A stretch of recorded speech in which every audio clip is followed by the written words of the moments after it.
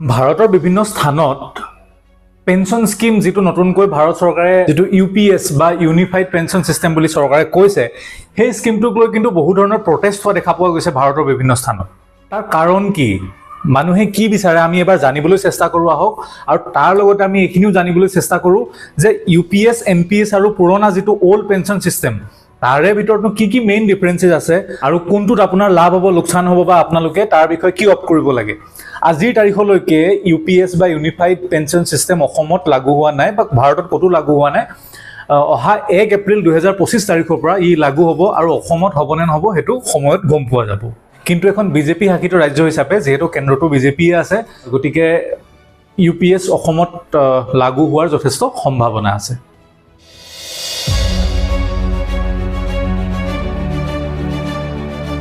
2004 চনৰ আগলৈকে যিসকলে চাকৰি পাইছিল তেওঁলোকৰ বাবে এটা স্পেসিফিক পেনশন সিস্টেম আছিল যদিহে অতিকমে 10 বছৰ চাকৰি কৰে তাৰ ওপৰত তেওঁ এটা মিনিমাম পেনশন পাই থাকিব 2004 চনৰ পিছত ইউপিএ চৰকাৰ যেতিয়া শাসনত আছিল হেতু সময়ত ইউপিএ চৰকাৰে হে যেটো পুৰণা ওপিএছ বা ওল্ড পেনশন সিস্টেম আছিল হেতু বন্ধ কৰি দিলে আৰু এটা নতুন সিস্টেম লৈ আহিলে যাক কোৱা হল এনপিএছ বা নেশনেল পেনশন স্কিম এই নেশনেল পেনশন স্কিমত কি ডিফাৰেন্স আছে জানেনে বাৰু আগতে যেটো ওল্ড পেনশন স্কিম আছিল তাতে এমপ্লয়ি বা এমপ্লয়াৰ কোনো একো নিদিছিলে এটা পেনশন ট্ৰাষ্ট আছিল হে ট্ৰাষ্টৰ পৰা পেনশন মানুহে পাইছিল এতে এনপিএছত কি ডিফাৰেন্স আহিলে এনপিএছৰ ক্ষেত্ৰত এমপ্লয়াৰৰ পৰা 14% আৰু এমপ্লয়ি মানে চাকৰিয়াল জনৰ পৰা 10% তেওঁৰ বেসিক স্যালাৰি কাটিবলৈ ললে আৰু হে পইচাখিনি একত্ৰিত কৰি ষ্টক মাৰ্কেট মিউচুৱেল ফান্ড বা এনে ধৰণৰ যিবিলাক ইকুইটি লিংকড যিবোৰ ইনভেষ্টমেন্ট প্লেটফৰ্ম হয় ইয়াতে তেওঁলোকে ইনভেষ্ট কৰিবলৈ আৰম্ভ কৰিলে আৰু তাৰ পৰা যেটো ৰিটাৰ্ণ আহে তাকে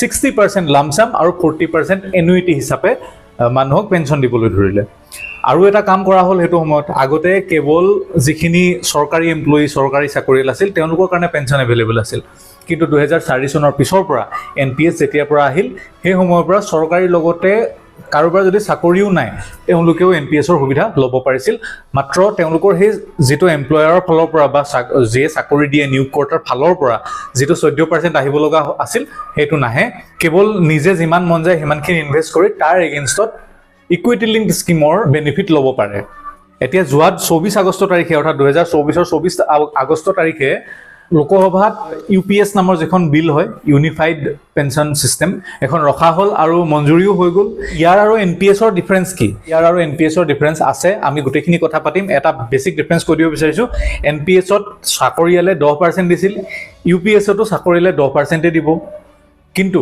নিয়োগকৰ্তাৰ ফালৰ পৰা যেটো পেমেন্ট আহিছিল হেতু এনপিএছৰ ক্ষেত্ৰত 14% আছিল আৰু বৰ্তমান ইউপিএছৰ ক্ষেত্ৰত ই বাঢ়ি 18.5 18% হ'ব গতিকে হক এটাকৈ আমি পইণ্টখিনি ডেসক্ৰাইব কৰো কি হিচাপত কোট আপোনাৰ লাভ হ'ব আৰু এতিয়া যে প্ৰটেষ্ট চলি আছে এই প্ৰটেষ্টৰ কাৰণ কি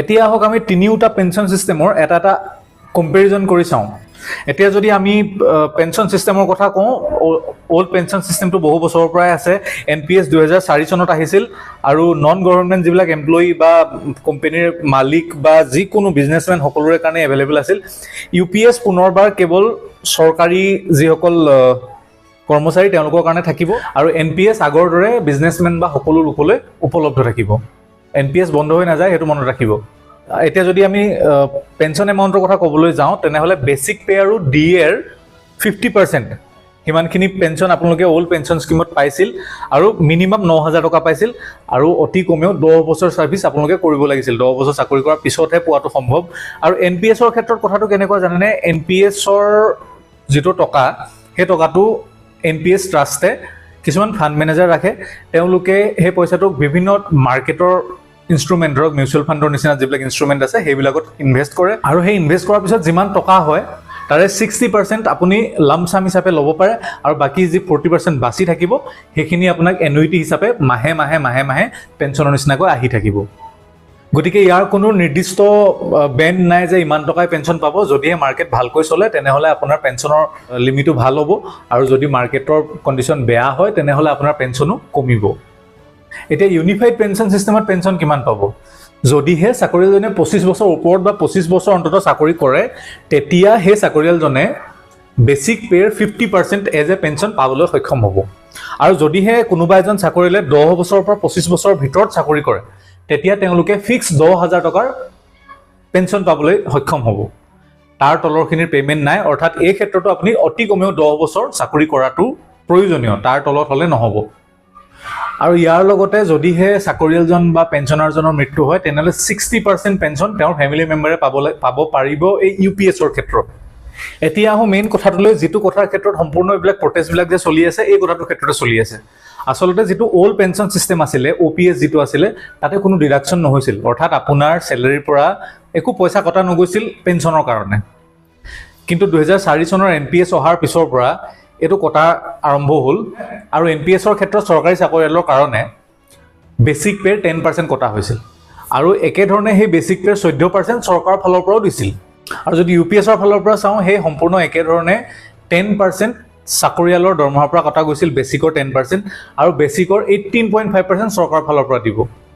কিন্তু মানুহে OPS কিয় দাবী কৰিছে? কাৰণ OPSত কোনো ডিডাকশ্যন নাছিলে, সম্পূৰ্ণ চেলেৰী মানুহে পাইছিলে আৰু চেলেৰীৰ পৰা কোনো কৰ্তন নোহোৱাকৈ তেওঁলোকে খুব ভালদৰে পেঞ্চন স্কিমৰ সুবিধা ল'ব পাৰিছিলে।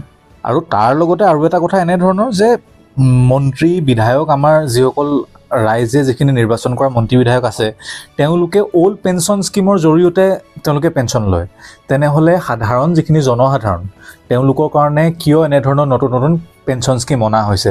সেইকাৰণে মানুহবিলাক ক্ষোভিত হৈ আছে আৰু তেওঁলোকে দাবী জনাইছে যে যদিহে UPS লগাব বিচাৰিছে সকলোৰে ক্ষেত্ৰত লগাওক, মন্ত্ৰী বিধায়ক যিমান কৰ্মচাৰী আছে সকলোৰে ক্ষেত্ৰত লগাওক। কেৱল মন্ত্ৰী বিধায়কে অল্ড পেঞ্চন স্কিমৰ জৰিয়তে একো ডিডাকশ্যন নোহোৱাকৈ পেঞ্চন ল'ব আৰু বাকী যিসকল কৰ্মচাৰী তেওঁলোকে নিজৰ পইচা দি পেঞ্চন ল'ব। এই কথাটো আনফেয়াৰ, সেইকাৰণে তেওঁলোকে এনেধৰণে প্ৰতিবাদ কৰা দেখা পোৱা গৈছে।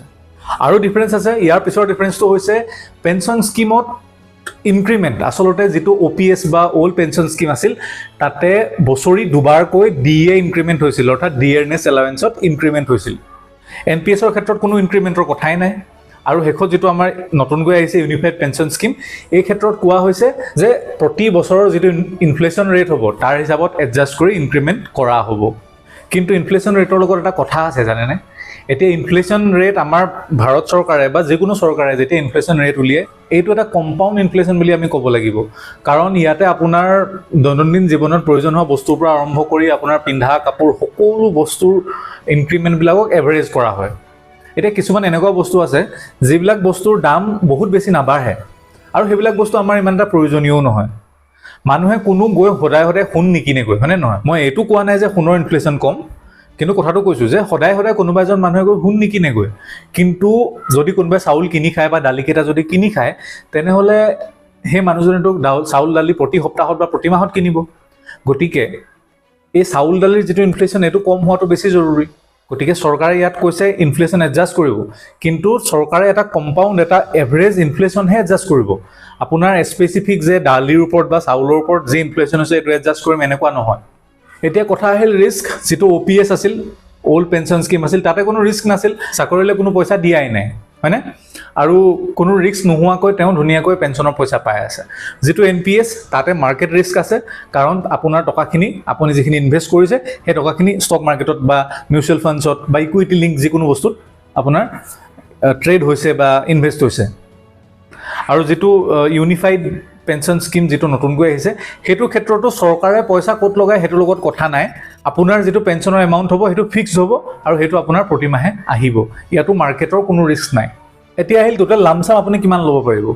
এতিয়া যদিহে আমি অল্ড পেঞ্চন স্কিমৰ কথা কওঁ, তেনেহ'লে আপোনালোকে সম্ভাৱ্য যিটো আপোনাৰ পেঞ্চন এমাউণ্ট তাৰে 40% লামচাম ল'ব পাৰে। তাৰোপৰি গ্ৰেচুইটি পইচাটো লামচাম আহে। NPS বা নেশ্যনেল পেঞ্চন স্কিমৰ ক্ষেত্ৰত আপোনালোকে আপোনাৰ জমা হোৱা টকাৰ 60% লামচাম ল'ব পাৰে। ইয়াতে ইউনিফাইড পেঞ্চন স্কিমত কিন্তু এই বস্তুটো অলপ কনফিউজিং হয়। মই ইয়াতে দেখাইছোঁ চাওক আপোনাক। ইয়াতে চাওক year of work into 2.1 into monthly pay plus DA of last salary. ইয়াতে কেনেকৈ উলিয়াব মই কৈ দিছোঁ চাওক। এটা এক্সাম্পল লৈছোঁ আমি। ধৰক এজন মানুহৰ চেলেৰী প্লাছ DA 20,000 টকা। আপোনালোকে কি কৰিব, 20,000 ইনটু 0.1 বা 10% কিমান হ'ল 2,000 টকা। 2,000 টকাৰ লগত আপুনি কি পূৰণ কৰিব? যদিহে আপুনি ধৰক 20 বছৰ কাম কৰিলে, 20 বছৰ ইনটু 2 কিমান হ'লগৈ 40 ইনটু 2,000 মানে কিমান হ'ল 80,000। অৰ্থাৎ সেই 80,000 টকা আপুনি ইউনিফাইড পেঞ্চন স্কিমৰ ক্ষেত্ৰত লামচাম হিচাপে ল'ব পাৰিব। যদিহে আপোনালোকৰ দৰমহাৰ ষ্ট্ৰাকচাৰ বেলেগ হয় তেনেহ'লে আপোনাৰ এই লামচামৰ এমাউণ্টটো কম বেছি হ'ব। মই মাত্ৰ কেৱল এটা উদাহৰণৰ কাৰণে 20,000 টকা ধৰি আপোনালোকক কৰি দেখাই দিছোঁ। এতিয়া একেবাৰে শেষত যদি টেক্স বেনিফিটৰ ফালে চাওঁ তেনেহ'লে অল্ড পেঞ্চন স্কিমত কোনো টেক্স বেনিফিট নাই। যদিহে আপোনালোকে টেক্স স্লেবৰ বাহিৰত আপোনাৰ পেঞ্চনৰ পইচাও যায়, আপোনালোকে টেক্স দিবই লাগিব। এতিয়া যদিহে NPS-ৰ ফালে চাওঁ তেনেহ'লে লামচাম আপোনাৰ টেক্স ফ্ৰী হয়, অৰ্থাৎ লামচাম যি 60% টকা আপুনি যে উলিয়াব সেইখিনি সম্পূৰ্ণৰূপে টেক্স ফ্ৰী হ'ব। তাৰপিছত আপুনি যিটো এনুইটি ল'ব প্ৰতি মাহে যিটো আপোনাৰ আহিব তাৰ ওপৰত আপোনাৰ টেক্স লাগিব যদিহে আপোনাৰ টেক্স স্লেবৰ বাহিৰত যায়। আৰু যিটো UPS বা ইউনিফাইড পেঞ্চন চিষ্টেম, ইয়াৰ ক্ষেত্ৰত এতিয়ালৈকে কোনো ক্লিয়াৰ ৰিজাল্ট বিচাৰি পোৱা হোৱা নাই, চৰকাৰে একো ক্লিয়াৰলি কোৱা নাই। ছিনিয়ৰ চিটিজেন বা পেঞ্চনাৰসকলৰ বাবে যিটো পেঞ্চনৰ টেক্স স্লেব হয় সেইটো ইয়াতে লগাই দিছোঁ স্ক্ৰীনশ্বট, আপোনালোকে চাই বুজি ল'ব পাৰিব। গতিকে এইখিনি আছিল সম্পূৰ্ণ ডিফাৰেঞ্চেছ সম্পূৰ্ণ ক্লিয়াৰ কৰি আজি কথা পাতিছোঁ old pension scheme, new pension scheme আৰু ইউনিফাইড পেঞ্চন স্কিমৰ বিষয়ে। আৰু আপোনালোকৰ কোনটো আটাইতকৈ ভাল লাগিছে ক'ব। এতিয়া মানুহে কি কাৰণে প্ৰটেষ্ট কৰিছে সেইটোতো মই আপোনালোকক ক'লোৱেই। গতিকে আপোনালোকৰ মতে প্ৰটেষ্টটো গ্ৰহণযোগ্য হয়নে নহয় সেইটো ক'ব। আচলতে NPS-ত কি হয় জানেনে, আপুনি যিমান টকা লগায় সিমান টকা আপুনি ৰিটাৰ্ণ পায়। কাৰণ এটা লং টাৰ্মৰ কথা আমি যিহেতু কৈছোঁ, যদি এজন মানুহে 25 বছৰ চাকৰি কৰাৰ পিছত যদি চেলেৰী আধা দৰমহা পায়, বেছিকৰ আধা, তেনেহ'লে আপুনি নিজে ভাবক 25 বছৰ যদি কোনোবা এজন মানুহে NPS-ত পইচা লগায়, সম্ভৱতঃ যথেষ্ট ভাল ৰিটাৰ্ণ এটা তেওঁ জেনেৰেট কৰিব পাৰিব।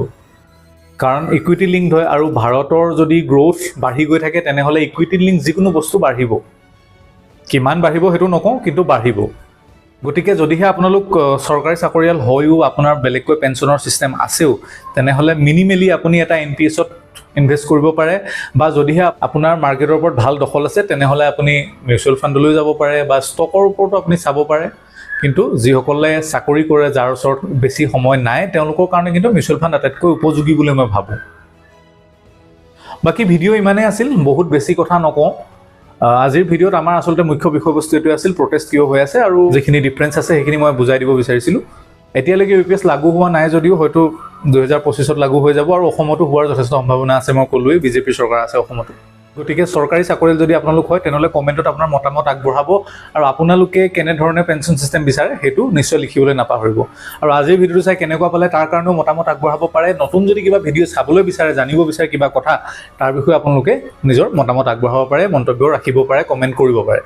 আৰু যদি এনেধৰণৰ টপিক আগলৈ চাই থাকিব বিচাৰে তেনেহ'লে পেজটো ফ'ল' কৰি যাব। ইউটিউবত যদি চাই আছে চেনেলটো ছাবস্ক্ৰাইব কৰি যাব, ভিডিঅ'বিলাক লাইক কৰিবলৈ একেবাৰে নাপাহৰিব। কাৰণ আপোনালোকে যদি ভিডিঅ'বিলাক লাইক আৰু শ্বেয়াৰ কৰে তেনেহ'লে আপোনাৰ নিচিনা আৰু 10জনে আমাৰ ভিডিঅ'বিলাক চাবলৈ সক্ষম হ'ব, কিবা এটা তথ্য পাবলৈ সক্ষম হ'ব। গতিকে আজি আপোনালোকৰ পৰা বিদায় ল'ব বিচাৰিছোঁ। খুব সোনকালে এটা নতুন টপিক, এটা নতুন ভিডিঅ' লৈ আপোনালোক সকলোৰে সন্মুখলৈ আহিম। গতিকে আজিলৈ বিদায় দিয়ক, নমস্কাৰ।